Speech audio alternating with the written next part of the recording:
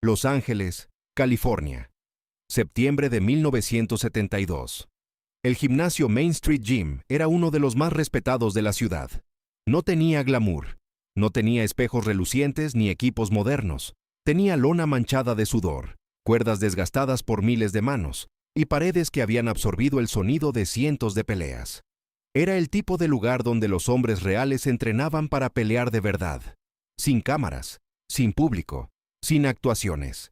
Esa tarde, el gimnasio estaba ocupado por un grupo de boxeadores profesionales y sus entrenadores. Ruidos de guantes contra sacos, de comba girando a ritmo constante, de voces que gritaban correcciones. El ambiente era de trabajo serio, de hombres que se ganaban la vida con sus puños. Entre ellos estaba Douglas Harlan, 136 kilos de músculo y hueso, un peso pesado que había ganado 22 de sus 24 peleas profesionales, 17 de ellas por nocaut. Era un hombre que hacía que las paredes del gimnasio parecieran más pequeñas cuando entraba. Sus manos eran del tamaño de cabezas de martillo. Su cuello era más ancho que el de la mayoría de los hombres. Cuando golpeaba el saco, los demás boxeadores del gimnasio se detenían un momento, instintivamente, como animales que sienten el paso de algo más grande. Harlan no era famoso fuera del mundo del boxeo, pero dentro de ese mundo era exactamente lo que parecía. Un hombre construido por la naturaleza y formado por el ring para destruir a otros hombres. Esa tarde, sin que nadie lo hubiera planeado, Bruce Lee entró al gimnasio. No era su gimnasio habitual. Bruce tenía su propio espacio de entrenamiento, su propia escuela, sus propios métodos. Pero había llegado con un amigo, un productor de cine que conocía al propietario del gimnasio, para hablar sobre un posible proyecto. El negocio terminó rápido, y mientras su amigo intercambiaba palabras con el dueño cerca de la entrada, Bruce se quedó observando el entrenamiento. Era así como Bruce Lee siempre observaba, en silencio total, con una atención que cortaba el aire como un filo. Sus ojos se movían de boxeador en boxeador, registrando ritmos, identificando hábitos, catalogando patrones de movimiento con la misma velocidad con que otros hombres catalogan palabras en una conversación. Alguien lo reconoció. En 1972, Bruce Lee ya era una figura conocida en Los Ángeles. Fist of Fury había sido un fenómeno en Asia. Enter the Dragon estaba en producción. Su nombre circulaba en los estudios de Hollywood con una mezcla de admiración y escepticismo. Los actores hablaban de él con respeto. Los periodistas lo llamaban el hombre más rápido del mundo. Pero en los gimnasios de boxeo, en los espacios donde los hombres medían el valor en términos de peso, alcance y potencia de golpe, el nombre de Bruce Lee generaba una reacción diferente. Uno de los asistentes del entrenador le susurró algo a Harlan. El peso pesado se detuvo. Miró hacia donde estaba Bruce. Lo evaluó de la manera en que los boxeadores evalúan a todos: tamaño, postura, presencia.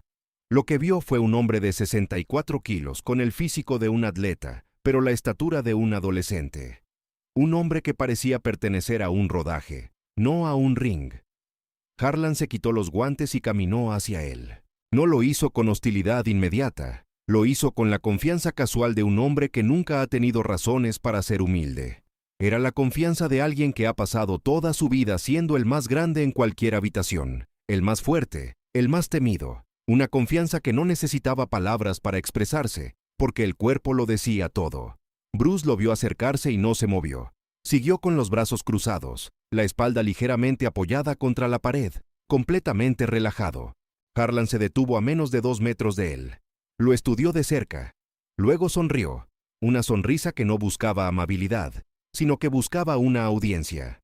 «Así que tú eres el famoso Bruce Lee», dijo Harlan, con la voz suficientemente alta como para que todo el gimnasio lo escuchara.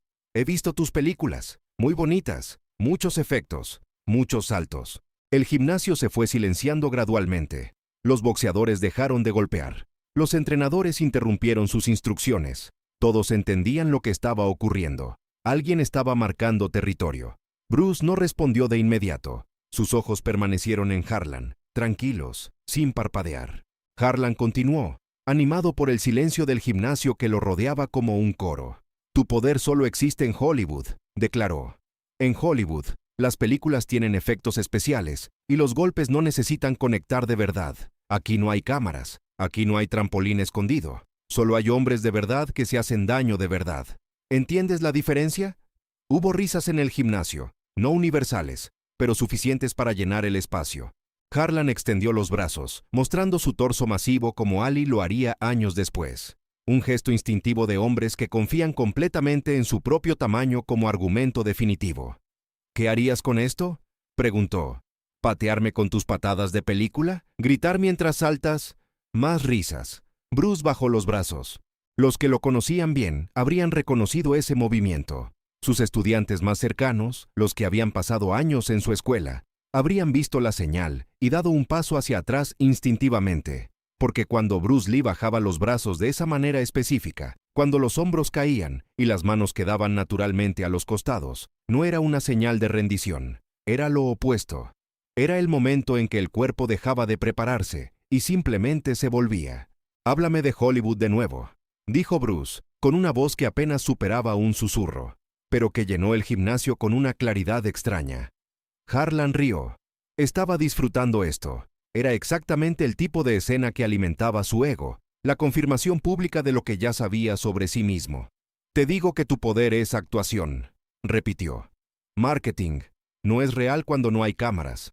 Bruce asintió lentamente, como si estuviera procesando la información, como si estuviera considerando si la observación merecía respuesta.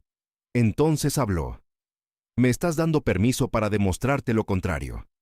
No era una pregunta. Era una declaración enunciada con la certeza de alguien que no necesita convencerse a sí mismo de nada.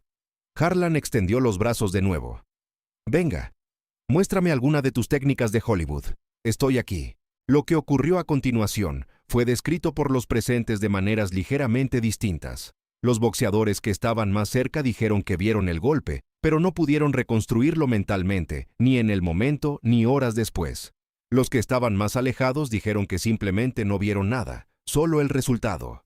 El entrenador principal del gimnasio, un hombre que había estado en el boxeo durante 30 años, que había entrenado campeones nacionales y visto miles de golpes en su vida, declaró posteriormente que en 5 décadas de presencia en rings y gimnasios, nunca había visto algo así.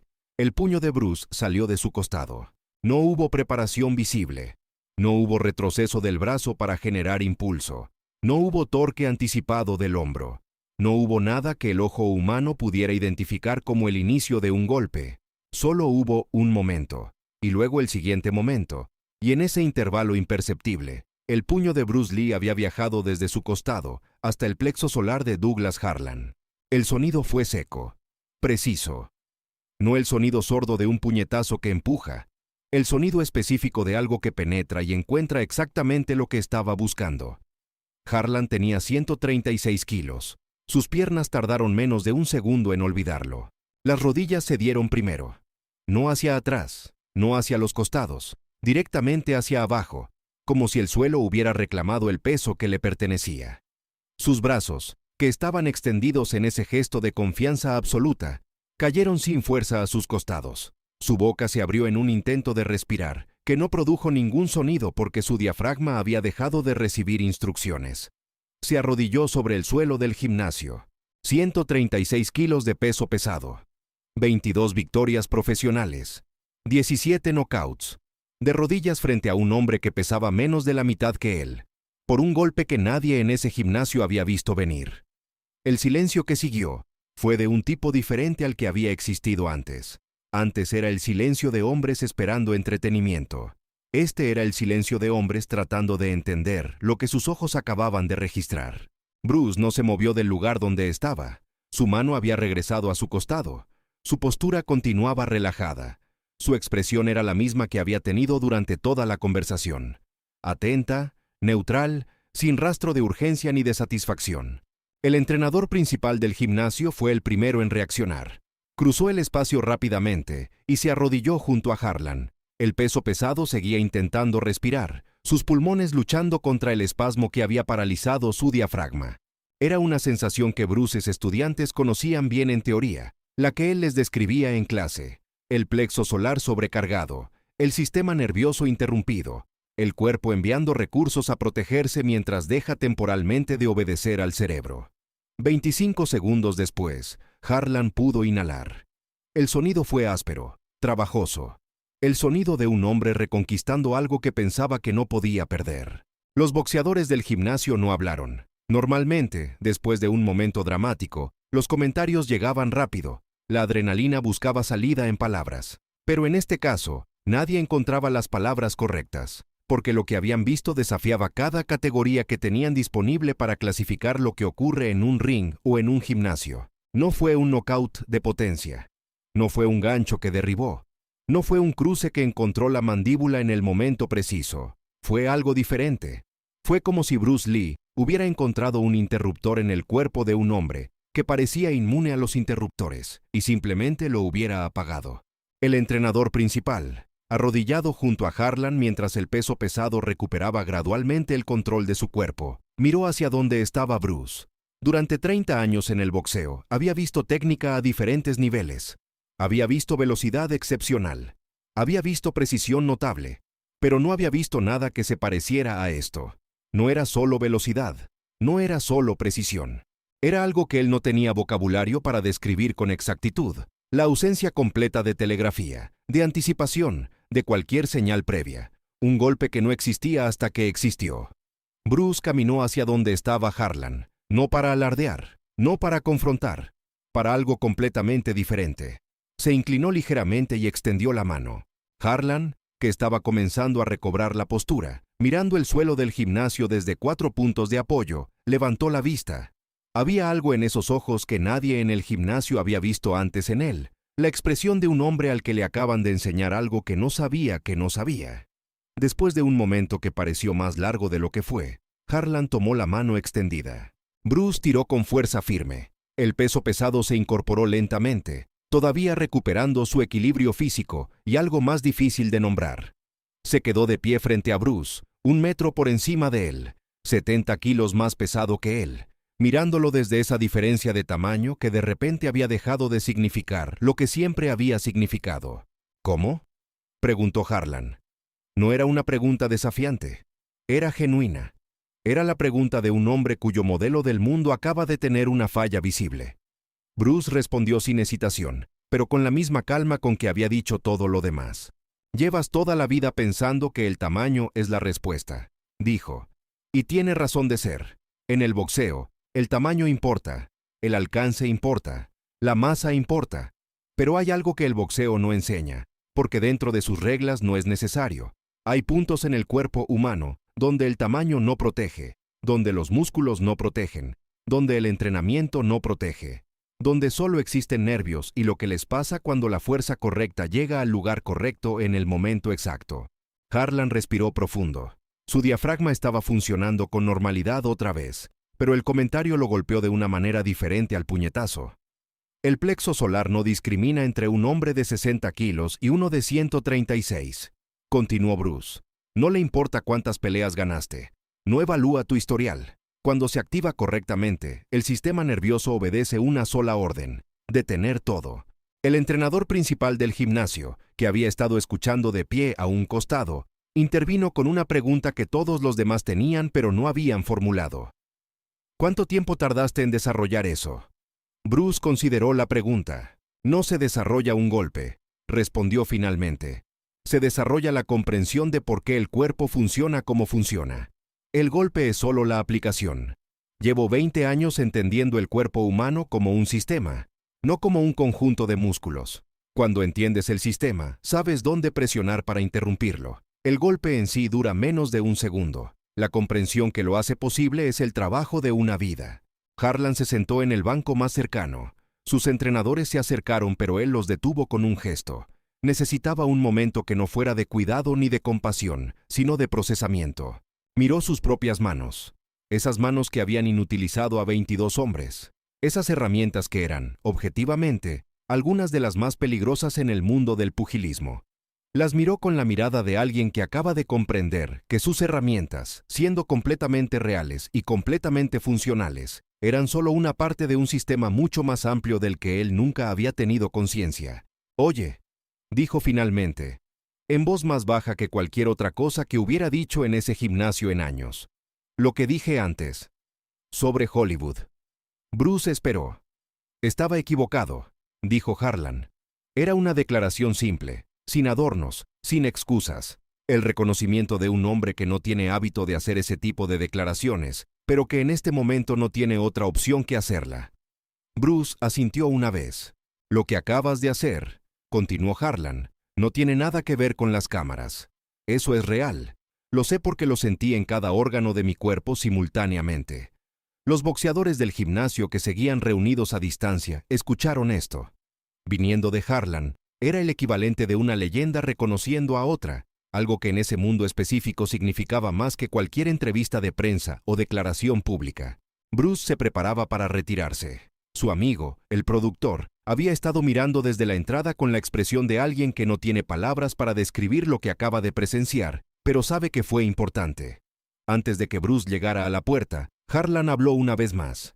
¿Enseñas esto? Bruce se detuvo. Se giró. Enseño los principios, respondió. El golpe específico no es la enseñanza. Nadie aprende un golpe. Se aprende a entender el cuerpo. El golpe llega solo cuando la comprensión es suficientemente profunda. Harlan asintió lentamente, como alguien digiriendo algo que requiere más tiempo del usual para procesarse. Bruce salió del gimnasio. Afuera, en la calle de Los Ángeles, bajo la tarde dorada de septiembre, él y su amigo caminaron en silencio por media cuadra, antes de que el productor finalmente hablara. ¿Qué exactamente hiciste ahí adentro? Bruce consideró la pregunta con la misma seriedad con que consideraba todas las preguntas sobre su arte. Le mostré la diferencia entre lo que piensa que sabe y lo que existe, respondió Bruce. Hay personas que pasan toda su vida convencidas de que fuerza es lo mismo que capacidad, que tamaño es lo mismo que poder, que lo que ven en lo visible es lo mismo que la totalidad de lo que existe. Fue una demostración, no de mi habilidad, de su suposición incorrecta. Su amigo procesó esto. ¿Lo planeaste? Bruce negó levemente con la cabeza. No hay nada que planear. Cuando alguien te dice que tu trabajo no es real, la respuesta honesta es mostrarte que sí lo es. No hay estrategia en eso. Solo hay verdad. En el gimnasio, los boxeadores retomaron lentamente el entrenamiento. Pero algo había cambiado en ese espacio. No de manera dramática, no visiblemente. Pero los hombres que estaban presentes en sus propios entrenamientos después de ese día, lo notaron en sus propias mentes. Una cierta apertura, una cierta disposición a cuestionar lo que asumían que sabían sobre el combate. Harlan entrenó al día siguiente como siempre. Pero después de la práctica, pidió a su entrenador principal el contacto de alguien con conocimiento profundo de artes marciales. No para cambiar de disciplina, para ampliar su comprensión. La historia de lo que ocurrió ese día en el Main Street Gym viajó rápidamente por los círculos de boxeo de Los Ángeles. No como una historia de humillación. Los hombres que estaban presentes no la contaron de esa manera, porque no la experimentaron de esa manera.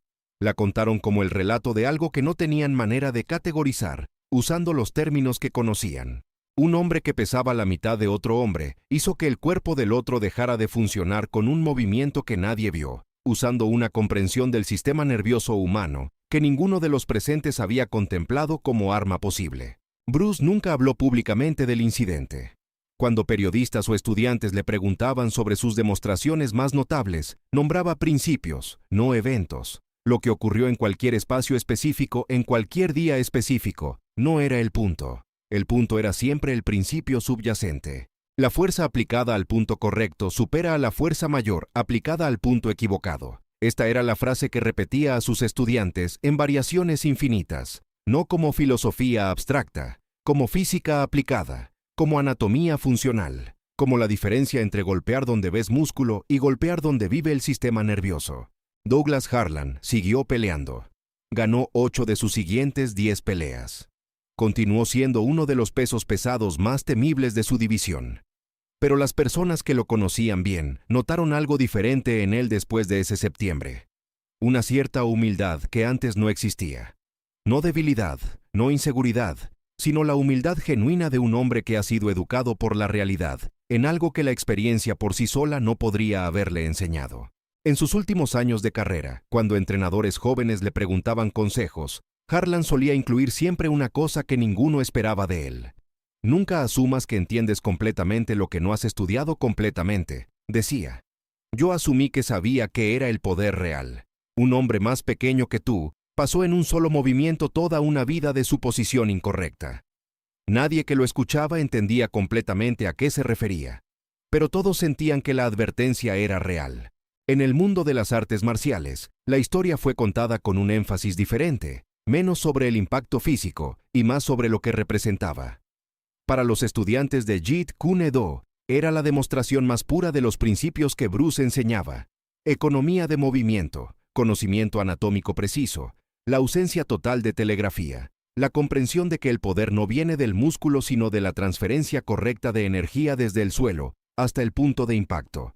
Para el mundo del boxeo, era una historia incómoda que la mayoría prefería no incluir en sus narrativas institucionales, porque implicaba una posibilidad que el boxeo como sistema formal prefería no contemplar, que había formas de interrumpir el cuerpo humano que las reglas del boxeo nunca habían necesitado entender, porque esas formas estaban completamente fuera de su marco. Pero para los 250 testigos de la demostración en el Civic Auditorium Arena en 1973, para los 34 hombres que estaban en el Main Street Gym en septiembre de 1972, para todos los que presenciaron a Bruce Lee convertir la desconfianza de alguien en una lección imposible de disputar, la historia no requería marco ni categoría. Solo requería haber estado presente. Solo requería haber visto el movimiento que nadie vio, el golpe que llegó antes de que existiera la posibilidad de prepararse para él, el momento en que un hombre que pesaba 136 kilos descubrió que había una diferencia fundamental entre ser el más fuerte en la habitación y entender cómo funciona la habitación. Ese conocimiento, una vez adquirido, no se pierde. Y esa es, tal vez, la lección más duradera de lo que Bruce Lee demostró en ese gimnasio un martes de septiembre, bajo la luz dorada de Los Ángeles, sin cámaras, sin audiencia preparada, sin nada más que la verdad de lo que era posible, cuando el conocimiento real encuentra la suposición incorrecta. No hace falta Hollywood para que algo sea real. A veces, 5 segundos son suficientes para demostrarlo.